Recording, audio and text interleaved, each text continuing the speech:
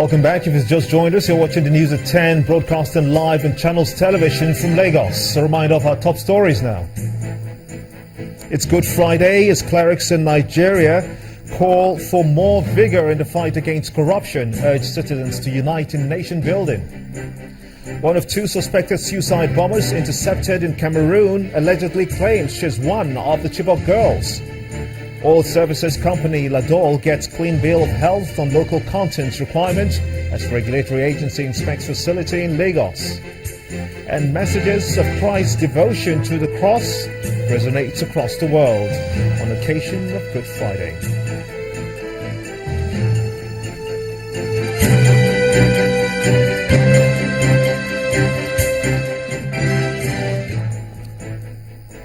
All our top stories can be found on our website is channelstv.com and on youtube.com/channelsweb. Do visit m.channelstv.com to view us live on your mobile device. You can also download the Channels TV app for Android, iOS and Windows phones from your respective stores. And when you're done downloading, we do urge you to please interact with the Channels Eyewitness feature on our Android, our iOS and Windows platforms. If you've got pictures or videos you'd like to share with us, simply tap on the Channels TV app on your device, swipe to reveal the Eyewitness menu and follow the instructions. Airtel, the smartphone network. Well, here are some pictures you sent into our Eyewitness portal. We begin with this one. Sent in from Alagbado area of Lagos State. It shows what an Eyewitness reporter describes as an abandoned drainage system, which now blocks off some parts of the community. He calls on the state authorities to fix it. And staying in Lagos, this photo showing traffic jam was sent in from Ikorodu Road. It shows motorists spending long hours in this gridlock. Our Eyewitness reporter calls on the traffic regulators to be more proactive. And this photo from Osogbo, the Osun State capital, shows people lining up jerry cans to buy fuel. Our Eyewitness reporter says that the scarcity is worsening. Our next photo was sent in from Ore Onitsha Road. It shows this overloaded commercial bus. Our Eyewitness reporter calls on state authorities to arrest and prosecute drivers of such vehicles. And finally, is this photo from Kaduna, the Kaduna State capital, showing the aftermath of a building collapse. Our Eyewitness reporter calls on relevant agencies to clear the area before other affected parts cave in.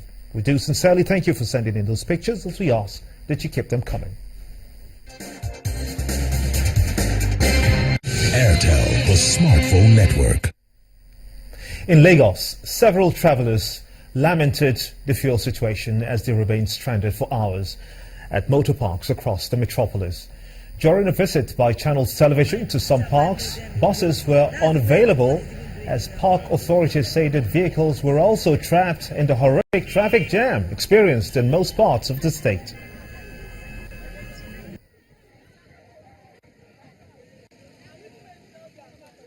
For the past 5 hours now, I've been waiting for bus. Actually, I was supposed to go to Benin, but I had to change my route to Ogbomoso, and I've been here since morning. I actually came all the way from Ijora just because there's no bus, and on getting here too, it's still the same thing.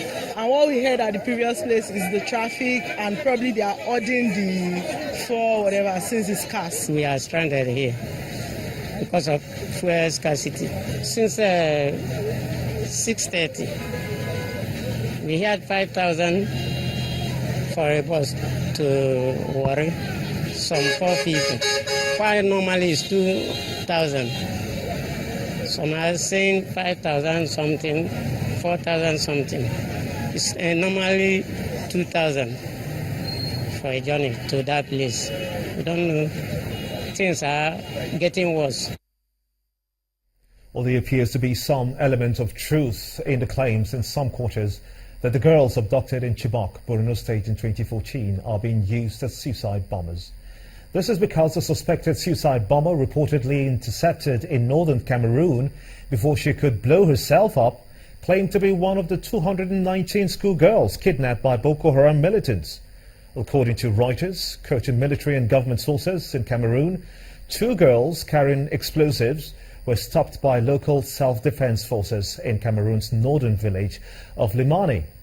The girls were said to have been handed over to troops of the multinational force, who said that the claim by one of the intercepted girls is being investigated. Boko Haram militants had kidnapped about 270 of the schoolgirls and loaded them onto trucks, with about 50 of them escaping afterwards. The incident sparked outrage, and a Twitter campaign launched by several organizations to free them went viral worldwide. Legal minds have discussed issues which border on whether or not the Code of Conduct Tribunal was set up as an anti-graft agency or for administrative purposes.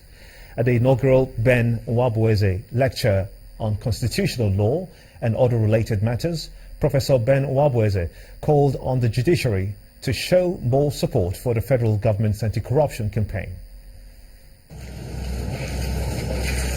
In months past, the trial of the Senate President, Dr. Bukola Saraki, at the Code of Conduct Tribunal has raised lots of controversy, bringing legal minds to a debate as to whether or not the tribunal is a court that can hear and adjudicate on criminal matters. The Supreme Court had earlier dismissed an appeal by the Senate President against this trial by the Code of Conduct Tribunal for alleged false assets declaration. My Lord, I haven't had the opportunity to say it, but I remember there was a major case being done. These issues form the crux of the discussion at the inaugural lecture of Ben Nwabweze Center for Studies in Constitutional Law and other related subjects. Let me just say one thing. The crucial importance of the Code of Conduct in the fight against corruption. Some people say that I am against the war against corruption. No, I'm not. I am wholeheartedly in support of this war. We must fight corruption in this country. We must fight to eradicate it. It's one of those things that really goes a strangulating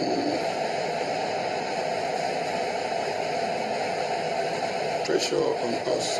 We must eradicate it. First, the issue of whether the Code of Conduct Tribunal is a court of law. Nothing in my candid view can be more definite that jurisdiction over criminal offense arising in whatever shape or form from the wording of the Act is taken off the tribunal, but belongs exclusively to a court of law. To put it plainly, the tribunal has no criminal jurisdiction under the Act establishing it and cannot exercise it under any pretext. Then, whether or not the Code of Conduct Tribunal is right in refusing to grant a request proceedings in a case before it.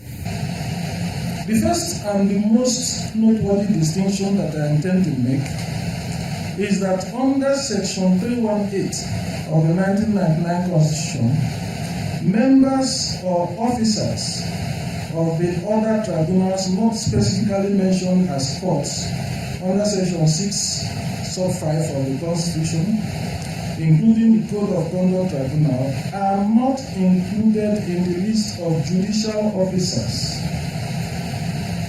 The question on the constitutionality of the Code of Conduct Parole and Tribunal Act is answered by Senior Advocate of Nigeria, Mike Ozekume. The fifth schedule to the Constitution and paragraph 18 to the fifth schedule of the Constitution created the Code of Conduct Bureau and Code of Conduct Tribunal Act, Code of Conduct Tribunal.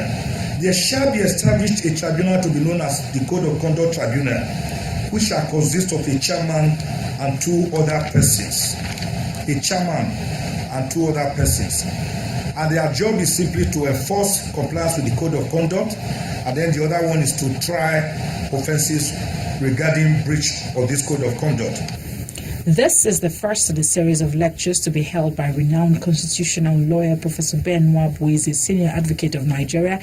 Subsequent lectures will dwell on subjects related to political and national issues.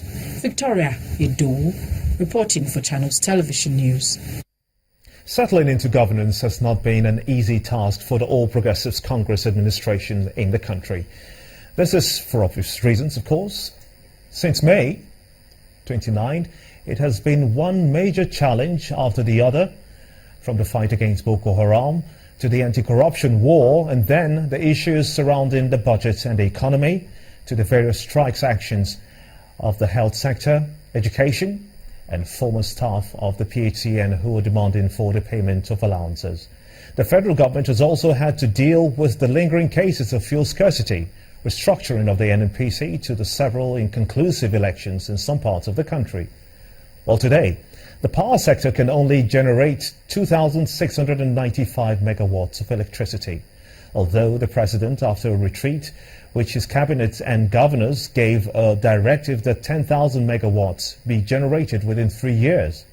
How can these governments resolve these numerous challenges? Joining us on the News at 10 to discuss issues regarding to the state of the nation is a former NADECO leader and a newspaper columnist, Dr. Amos Akingba. I want to thank you so much indeed for coming on the News at 10. Thank you very much. Let's begin with the anti-corruption war of the President Muhammadu Buhari. Just yesterday, a presidential committee released a long list of about 300 companies and retired military officers, of course, who allegedly benefited from the scandalous award of phony contracts. You heard about that as well, by the office of the former National Security Advisor. How concerned are you about this latest revelations? Very worried and very concerned, but I'm not surprised. The president said some time ago this year that if we don't kill corruption, corruption will kill Nigeria. The number one corruption in Nigeria are not these ones we're seeing from day in, day out. The constitution itself is corrupted. We are supposed to be a federal republic. We are not federal and we are not republic. And it is this anomaly that centralizes us in Abuja and deprives the constituent states and the nations within Nigeria the rights and opportunity to live their own life according to their own cultural idiosyncrasies. That is corrupting us. And so the Constitution centralizes power and resources and enables those who are nearest to this concentration of resources and power to be corrupted. And they have now devolved corruption to the innermost of our social system. The schools, the churches, the mosques, everywhere. Even the petrol station, I was out today hunting for something to drive my car. I have to give some money, otherwise I wouldn't have it. I refused. I stayed for 4 hours. Somebody came to me and said, look, Oga, if you don't do this, you won't get a petrol. But you are being patriotic, as many are also, and in the fight against corruption and, of course, to take Nigeria to the next level of getting us out of it. Let's look at the issue of inconclusive elections held under this present administration. And the president has acknowledged himself failure in that aspect. What must be done, in your view, to improve our electoral process? You have to go to the basics. The Constitution mandates the way elections should be conducted, but it's also centralized through the INEC. You don't have any democracy in the world that is federated, that will practice centralized electioneering and electioneering conduction. If election is to be conducted in a state, into the state houses of assembly, they have the right to conduct it by themselves, by their own culture, by their own people. But you bring people from outside who do not understand the terrain. We're too over-centralized. The election will be good if we decentralize. America is a good example. By decentralizing, you mean that INEC should not be the umpire again? The central INEC should not be the umpire. Each state should have its own. They do have it now with regards to local government and some other things, but they are not allowed to be functional. They don't have enough resources to do it. Everything is concentrated at the center in Abuja. Interesting. For as long as you concentrate power into one small unit in a multi-ethnic, diverse country as Nigeria, you're not going to get efficiency. The first quarter of 2016 is almost gone by now. We're looking at a couple of days from now. The budget has just been passed into law, 6.06 trillion naira, and that will come into implementation. The problem has always been that of implementing the budget. Do you see this new document going through the process, hitting at least 95 or possibly 100% implementation? It's impossible. Budget, as you know, is an estimate, an intention to be able to do certain things if certain things happen. Those things that must happen first are the revenue. You can't spend what you don't have. And we estimated that we have so much. Suppose it doesn't happen. And in some cases in the past, they have never happened the way we intended.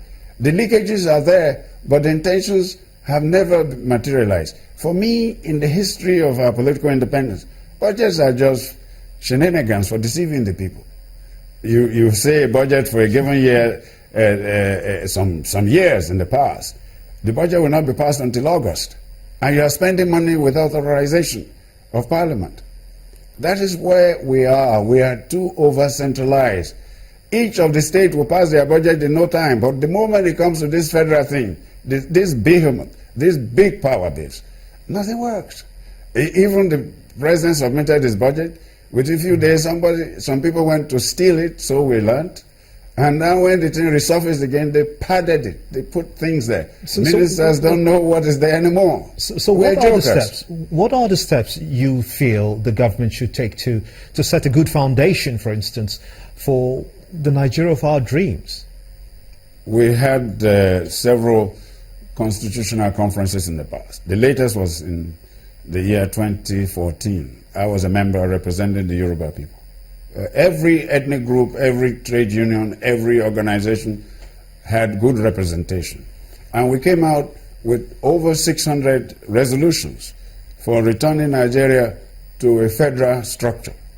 If we go by that, I'm sure we'll be facing the right direction to solving most of our problems. It's not an El Dorado, but it helps. It will put us in the right place. But right now, we're putting square pegs in round holes. They don't work. Dr. Amos Akimba, a former NADECO leader, I want to thank you so much indeed for your time on the News at 10. Thank you for having me. Let's quickly shift gears now as we take you to our Abuja studio where Linda Akiwe is standing by to take us through